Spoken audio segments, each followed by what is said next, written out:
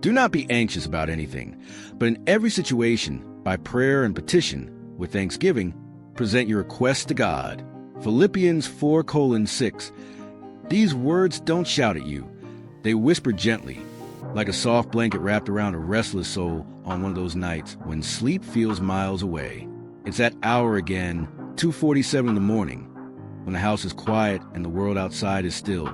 But inside your mind, everything is spinning. Your body is exhausted. Your eyes are burning. Yet your thoughts refuse to slow down, tumbling over one another until you can't tell where one worry ends and the next begins. You turn the pillow for the 10th time, pull the covers tighter, try to force your breathing to steady, but the anxiety just tightens its grip and keeps whispering the same questions. What if tomorrow is worse? What if I'm not enough? What if this ache never leaves?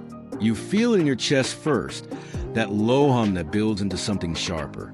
Loneliness even when someone is sleeping right beside you, burnout that has nothing left to give, heartbreak that still stings from words said weeks or years ago, fear of the future that makes the dark feel endless, overthinking every decision and every text and every door that closed.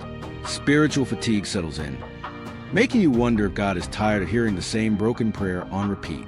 Midnight anxiety doesn't pick favorites. It shows up for the strong ones, the faithful ones, the ones who smiled through the day and held it together for everyone else. The single mom replaying an argument with her teenager, the young professional whose job feels like it's slipping away, the person whose body is fighting something the doctors can't quite name, the one whose heart got shattered and still hasn't figured out how to breathe normally again. You've tried everything practical, the lavender spray, the white noise machine, the journaling, even the well-meaning, just trust God, advice that somehow makes the weight feel heavier because you're already trying so hard. You're not failing at faith. You're simply human, and these long, quiet hours expose the raw places no one else sees.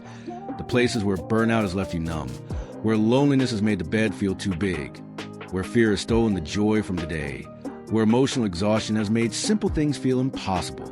But right here, in the middle of it all, Philippians 4:6 steps in like a friend who doesn't flinch at the mess. It doesn't say stop feeling this way, or shame the racing thoughts, or the shaky hands, or the tears that won't stop. It meets you exactly where you are, tired, afraid, overthinking, heartbroken, and offers something better than forced sleep, a way to hand the weight over without pretending the weight isn't real. That's why this verse feels like balm when everything else feels sharp.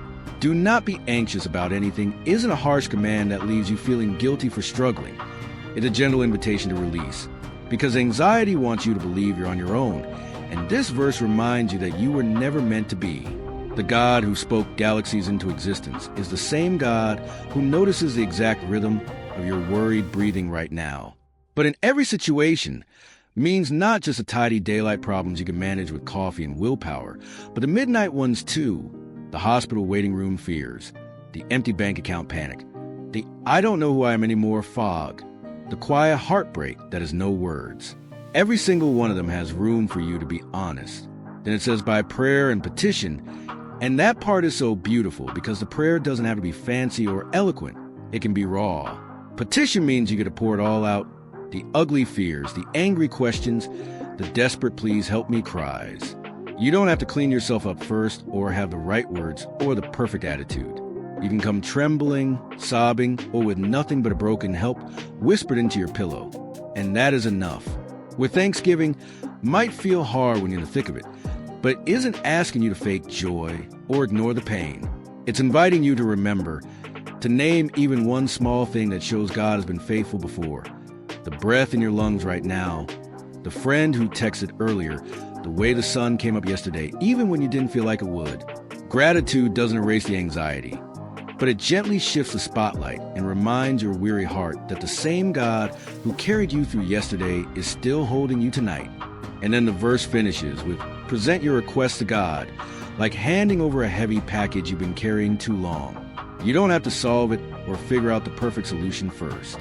You simply lay it down, the job stress, the health scare, the relationship wound, the future you can't see, and rest in the fact that he is listening, not as a distant judge, but as a loving father who stays awake when you can't, who bends low to catch every tear, who knows the midnight version of you better than anyone else ever could.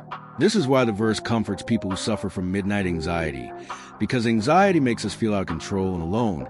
And this verse says you were never in control to begin with. And that's okay, because you have a Father who is.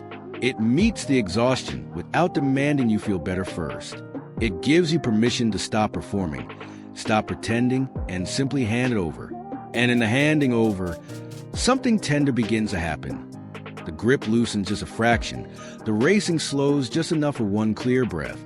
The loneliness softens because you remember you're not carrying this by yourself anymore. Friend, you are not failing because anxiety keeps showing up at midnight. You are human, and God made room for your humanity in His Word. He's not waiting for you to calm down before He draws near. He's already here right now, in this room, in this moment, in the middle of the racing thoughts and the heavy chest and the quiet tears. His presence doesn't depend on your perfect faith or your peaceful feelings. It depends on His unchanging love. So tonight, right where you are, try it with me. Speak the fears out loud if you need to. Write them down if that helps. Whisper the honest prayer that feels clumsy and imperfect. Name one small thing you're thankful for, even if it's just the fact that you're still breathing. Then present the rest. All of it, the big worries and the small ones, the ones that feel silly and the ones that feel crushing. Lay them down, and then rest in the knowledge that He is handling what you cannot. You don't have to have it all together. You don't have to figure it out before morning. You are allowed to be tired. You are allowed to be scared. You are allowed to need help, and help is already here. The same God who wrote these words through Paul in a prison cell, surrounded by uncertainty and fear, speaks them to you now. He sees the battles nobody else sees. He hears the cries nobody else hears. He holds the pieces of your heart that feel too broken to mend, and He is gently, faithfully working in the quiet. So breathe a little deeper. Let your shoulders drop just a bit. The night may still be long, but you are not alone in it. Tomorrow will come with new mercies, just like it always does. But for right now, in this moment, you can rest. You can trust. You can let the verse wrap around your weary heart like the softest light breaking through the dark. If this message found you in the middle of a sleepless night, take a moment and just stay here. You're safe. You're seen. You're deeply loved. Exactly as you are, anxiety and all. God sees the battles nobody else sees, and He is with you right now, always. You can close your eyes. The morning will come. And until then, rest in the one who never sleeps.